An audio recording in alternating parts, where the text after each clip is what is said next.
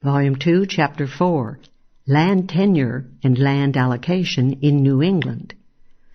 While there were many instances of arbitrary land grants by the governments to individuals, the basic form of land settlement in colonial New England was the town. The government of the colony would give a joint grant to a group of 50 to 100 people who would found a town and then divide the land by lot amongst themselves.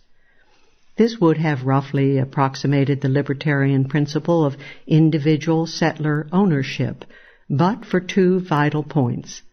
The joint proprietary reserved some of the land to be kept by itself in common, and also kept the power of governmental regulation of the territory. This procedure accounted for the compactness of the typical New England settlement.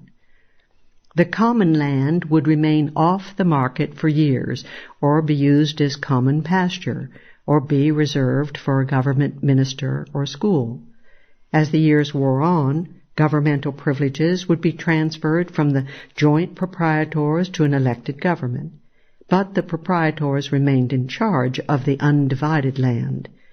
As the population of the town grew, more citizens would appear who were not proprietors, and a separation of interests emerged, setting off the two groups.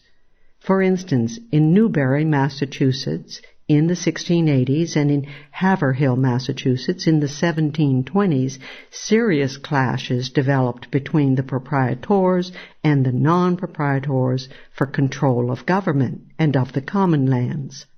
However, while oligarchic rule by proprietors emerged in some cases, care must be taken in applying this term, since in many cases the proprietors remained as the large majority of the town's total population. Government decrees aggravated any such cleavage. Thus, the town of Springfield in the 17th century outlawed voluntary alienation of land to landowners of any other plots, and insisted that the town authorities had to approve of any purchasers of town land. As time went on, the common town land became increasingly divided, and in effect changed from arbitrary joint proprietorship to individual ownership by the settlers. The scope of proprietary action, therefore, steadily dwindled. Furthermore, individual squatters courageously but illegally settled on unused town government land, and were often recognized in their ownership of the land they had transformed and tilled. Thus, Cambridge, Massachusetts, in 1689, granted 12 acres of land to each squatter upon town property. Under this system, land holdings in New England tended to be quite small, in contrast to the large land holdings in the southern colonies. However, superimposed on this basic pattern were arbitrary individual grants by the magistrates to the magistrates themselves, often as a reward for creating the new township.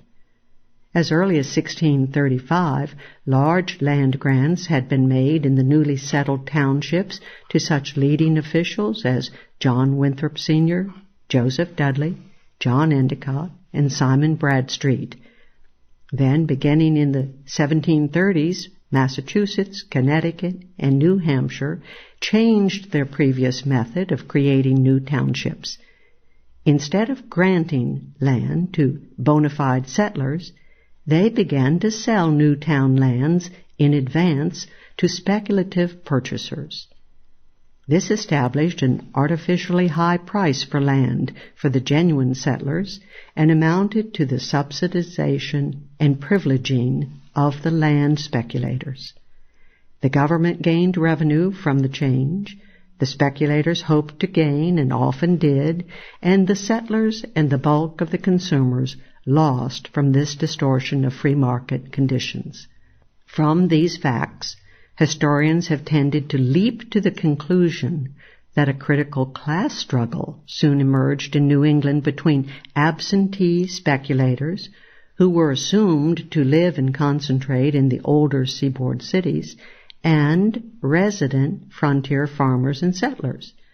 The speculators were further assumed to be wealthy creditors, and the residents of the new towns to be poor debtors. C.P. Nettles' treatment is characteristic. The frontier farmers viewed the speculators as their natural enemies who withheld land from cultivation, waged war against squatters, and controlled town governments as absentee voters. The most important legacy of speculation was this sharpened antagonism between seaboard wealth and frontier poverty. That this entire picture may well be in need of drastic revision is strongly indicated by Professor Charles Grant's important and detailed research of the town records of Kent, Connecticut, a frontier town of western Connecticut in the 18th century. By exploring town records in depth, Grant went, at last, beyond the windy rhetoric of petitions to the legislature on which historians had hitherto relied. For in such petitions it was all too easy to magnify tales of woe and dark charges of oppression. Grant demonstrates that for Kent, one of the 6 western land towns founded at auction to speculators in 1738, the speculators, rather than forming a separate absentee oligarchy, actually were overwhelmingly the settlers themselves.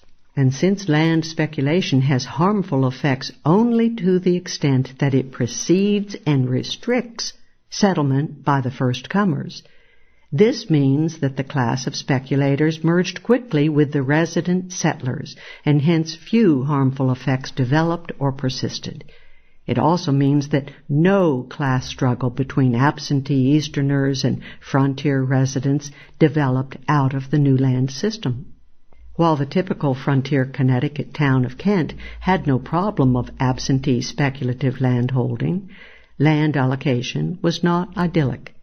Speculation by residents prior to settlement abounded on town lands other than their own, but at least the length of time until bona fide settlers became owners of their own plots was relatively brief.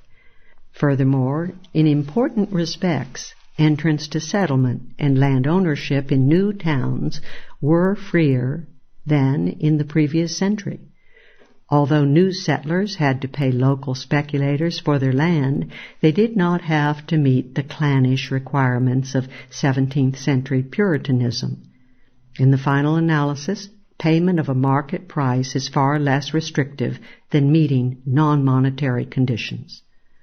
If the land speculators were resident settlers rather than a separate class, this means that the common legend of the happy yeoman interested only in the soil and communing with nature is open to serious revision. Rather than a simple but noble rustic, uninterested in such grubby matters as making money, the Connecticut frontiersman happily and cheerfully engaged in land speculation as well as in other profit-seeking deals and ventures. If, then, the yeoman was not simple and scornful of money-maker, neither was he poor. According to Grant, poverty was rare in 18th century Kent.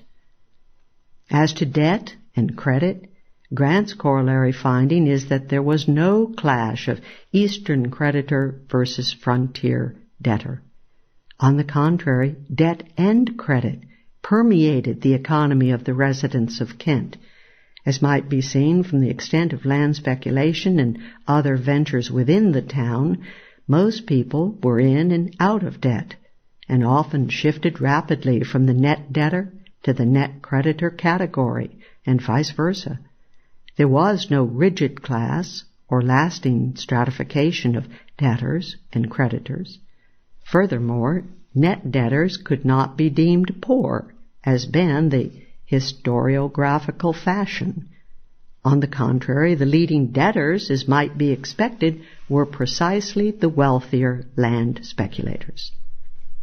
A good part of the credit for the failure of absentee land speculation to flourish goes to the very act of 1737 by which Connecticut organized the auction of the new towns. For the law provided that every purchaser of land rights at auction had to settle, fence, and construct a house on the land within 2 years. This clause ensured that original absentee proprietors had to sell their rights to genuine settlers within a 2-year period. To the extent that speculation and land settlement coincided, and therefore the body of proprietors with the body of settlers, the period of proprietary rule of the land offers an instructive example of how the voluntary methods of the free market can successfully provide services that are almost always regarded as uniquely governmental. For the settler proprietors themselves built roads, bridges, mills, and schools. The proprietors realized that speedy construction of roads would encourage rapid influx into the town and thus raise the value of their lands. In a couple of years after founding, however, the towns were invariably incorporated and town governments created, and with them the inevitable accompaniment of burdensome taxation and compulsory labor on the roads. It is interesting to muse on what would have happened if these New England towns had remained permanently under proprietary rule. For one thing, services would have been voluntarily provided to earn a profit from their consumers, instead of the imposing of a compulsory governmental tax burden necessarily severed from any link with voluntary consumption by the members of the public.